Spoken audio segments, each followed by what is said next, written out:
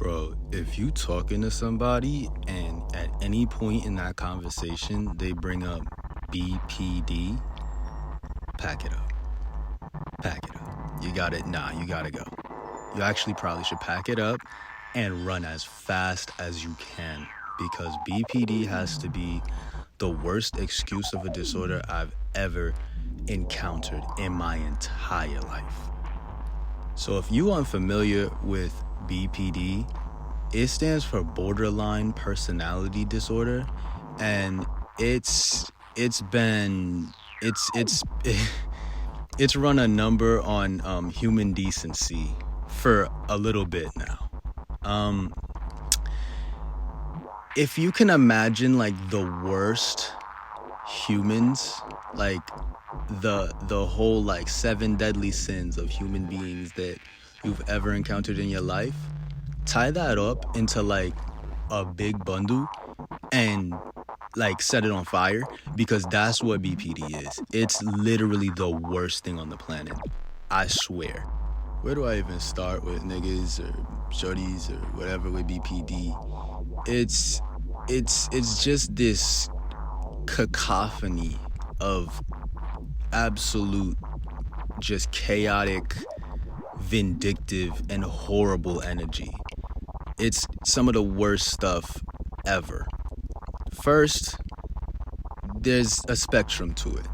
There's the outward-facing BPD, which honestly I think is the better of the two because now you know, run.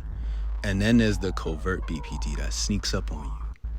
But one thing in common that I've noticed with people with BPD in my experience is that they love to talk about how they have BPD and how that's literally the cause of everything that you're about to deal with. Like, if it all starts so nice, like it all starts so sweet and chilling. You're like, okay, you're a normal person, and they're like, yeah, I have BPD, and it's like, oh, what's that? And then they start running down the list of all the things. They have this uncontrollable, impulsive attitude, loud, angry. They are vindictive. They also have this thing where it's like they have their person where they just find a poor soul that's willing to put up with all the nonsense, and then they cling to that person because that's the only person that's actually gonna deal with the nonsense. And it's just like, bro, when I tell you, it's like it's the worst. Is the worst, especially if you are that person and you actually have any semblance of sympathy for that person that has the BPD. Oh my God, it'll be tiring emotionally, spiritually, physically. Just expect the worst once you hear those 3 letters. The first thing you're gonna deal with someone with BPD that is very just the characteristic is that spontaneous anger. It's out of control. You could just be having a normal conversation and then boom, rah, rah, rah, rah, rah, rah, rah, rah, rah, rah. It don't matter who's around. It don't matter if you're in a library. It don't matter if you're in a park. It don't even matter if you at a rave. The environment don't matter. They gonna turn rah rah on you so fast. You just like, wait, what happened? Like, what are we doing? Why are we screaming? Like, why are we screaming? Why, like, really, why are we screaming right now?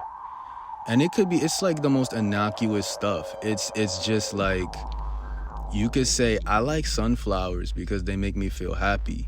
And if that's their, I guess, trigger, boom. You like sunflowers? Well, I have an experience with sunflowers that's horrible because one time a bee came from a sunflower and then they,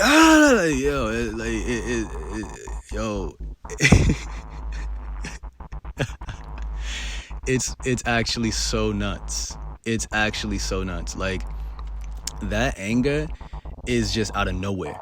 It's 0 to 100 immediately, and you just like, you trying to deal with it, you trying to get it together, you like, calm down. Oh, those are the words you don't want to say.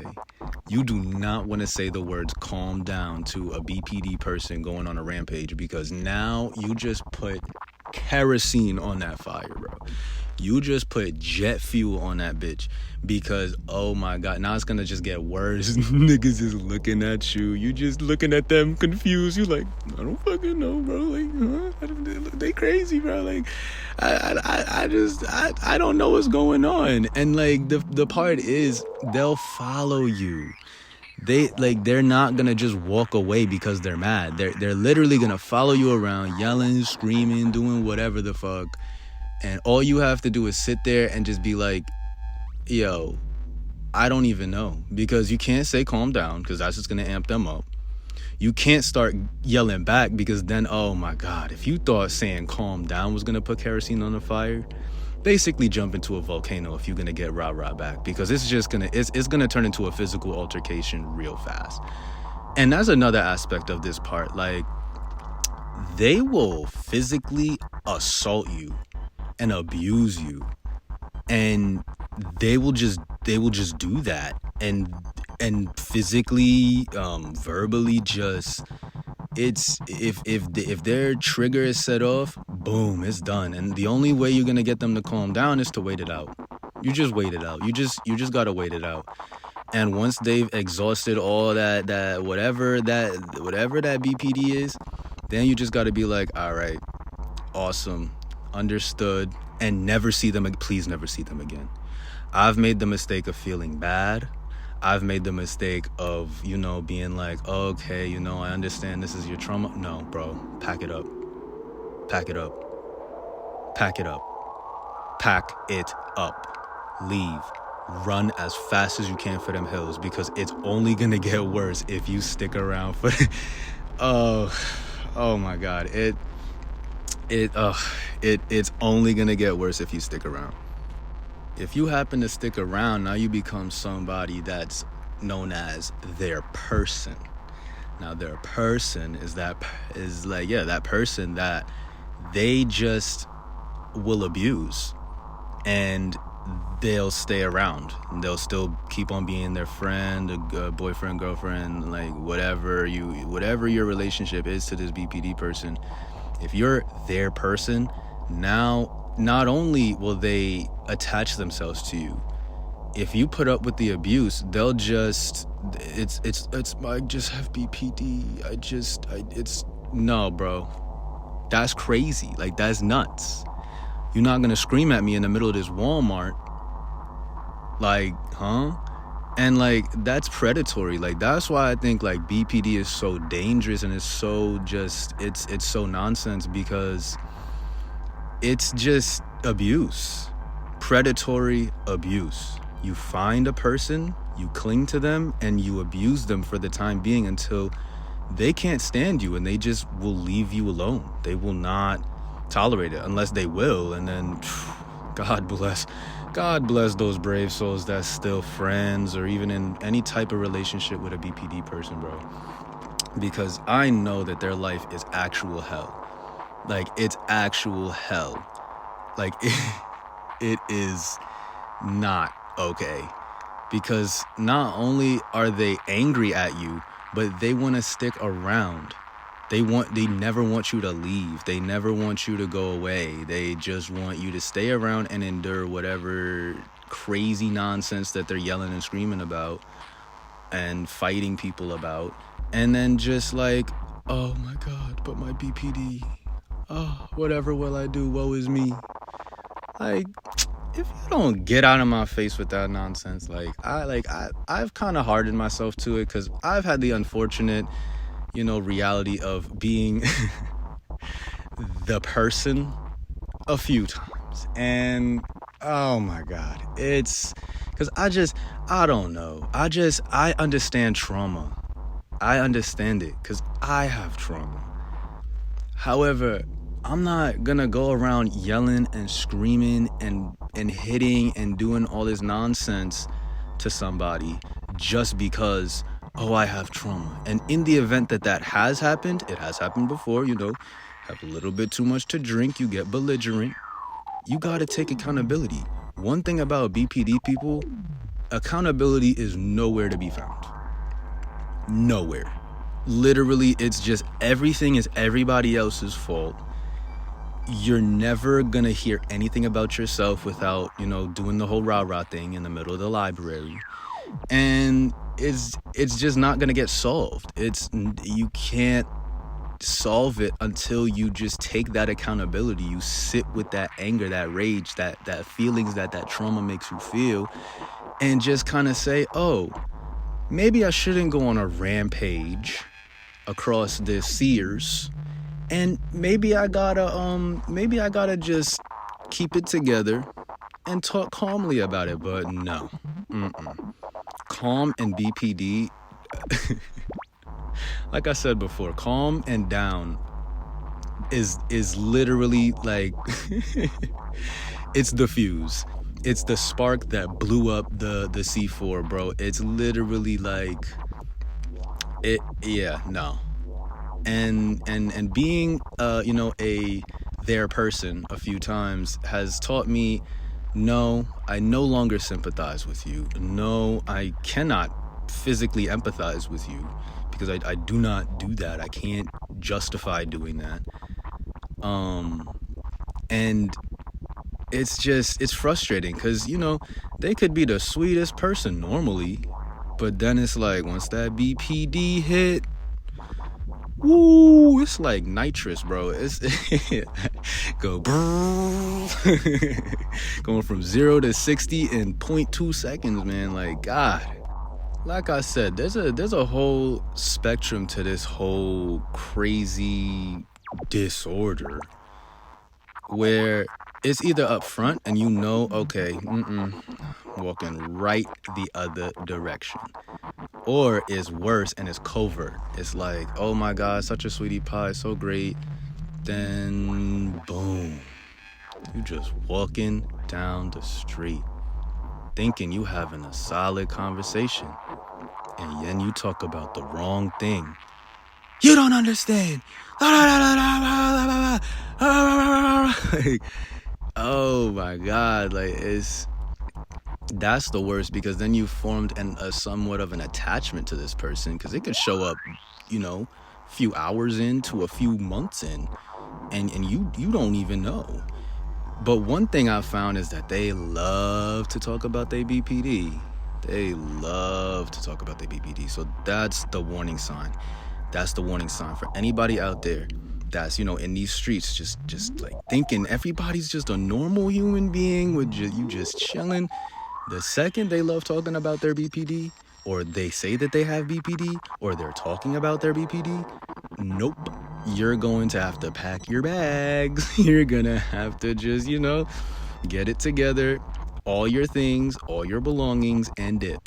You need to dip, because and that's an easy telltale sign. Like, if they love talking about it, whoa, you gotta go.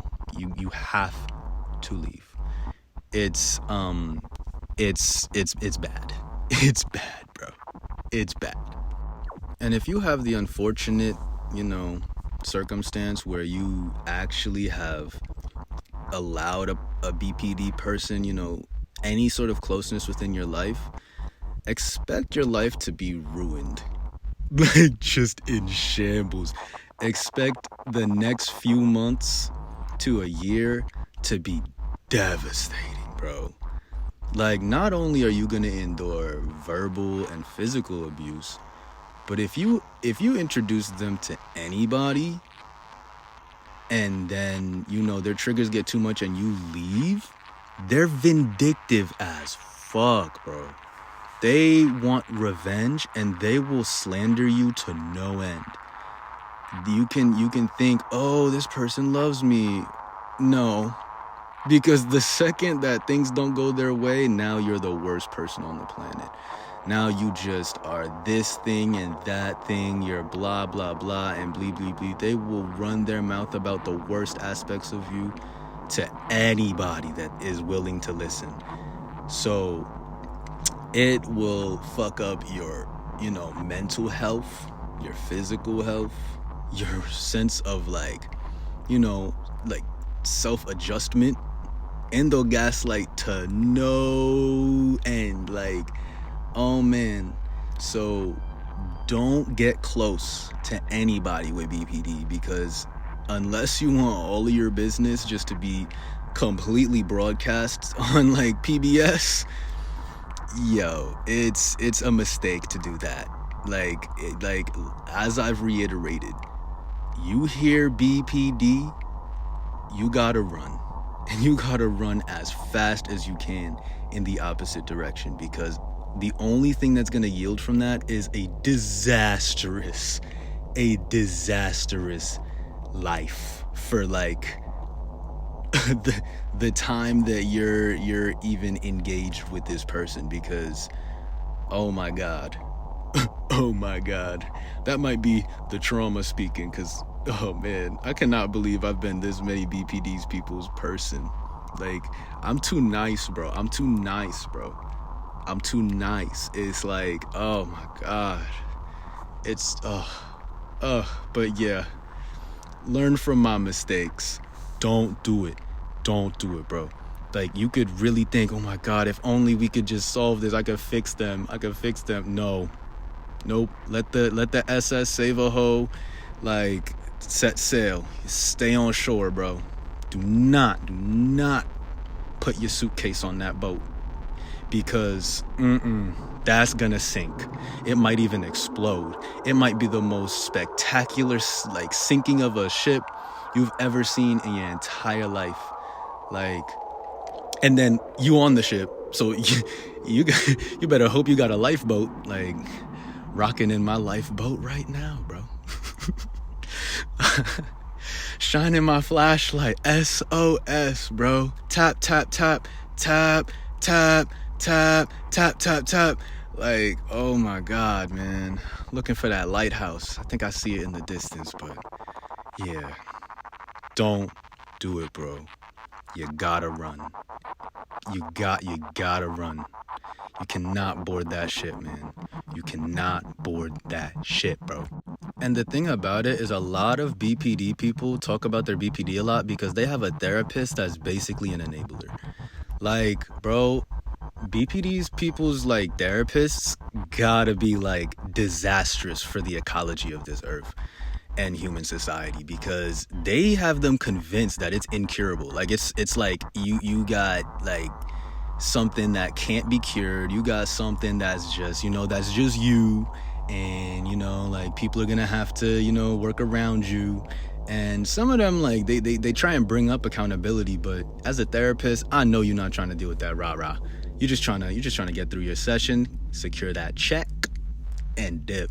Like, but you introduced like the worst of the worst mentality, because every single person with BPD I ever engaged with, they act like it's this thing that's just unsolvable, like they can't fix it. And I've had to be like, well, that sounds preposterous, because you can. Like, try meditating with me. Try, let's take a walk and just calm down. Oh, I said it. Oops. But yeah, you can actually recover from BPD. You can sift through your traumas and understand your triggers enough and control your reactions enough to no longer have it. And that's really where I'm gonna try and conclude this. If you identify with BPD, please do everything in your power to solve it, to make sure that if something triggers you, it's not an explosive reaction, because you can do it. It's possible. And then maybe we could set sail after that, when it's not the BPD ship. It's the, oh my god, we're a well-rounded human being adult that can control their emotions, that can control their reactions, and can control their body in a way that is civilized. Yeah, once you get there, then boom, wow, I don't have to run away. I don't gotta pack my bags. Like you're a sweetie pie. Your sweetie pie is just, constantly cool, and we can just vibe, and it's not everything's not a big deal, and it's we could chill out. it's solvable. Like, that's the saddest part. That's like, because I've had to eject those seats, because every BPD individual in my whole life, because it's just, I'm not sitting here and putting up with that. But I really just, at the end of that, was sad, because I'm like, wow, like, you can heal because you did so much work to do so, but it just wasn't enough. And that's unfortunate. But like, yeah, nah, it's sad because it's solvable.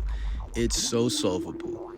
It's so fixable, and it just requires accountability, work, and mindfulness, like true mindfulness. Not that, like, sit in a room for 15 minutes and just listen to whale noises. It's like actually just sitting anywhere with the noise around you and having a calm mind, feeling that warmth in the back of your neck, in the back of your head, feeling the breeze, the wonderful peacefulness of this existence, not letting anybody you know throw you off, break your balls and all that.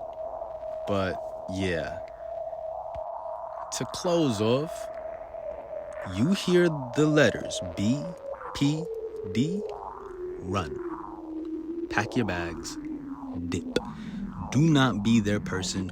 Do not endure that trauma and that violence and that anger and that rage and that vindictiveness and that and anything that comes with that, because they got to figure it out. They got to figure it out. If you have it figured out and you chilling, all they're going to do is get you to the point where either you rah-rah too, or you're just mentally and physically broken. Don't engage. Don't engage. Do not engage. But take a visit over to that subscribe button. Do a nice little layover on that like button. And please have a peaceful, serene, mindful, and wonderful rest of your day.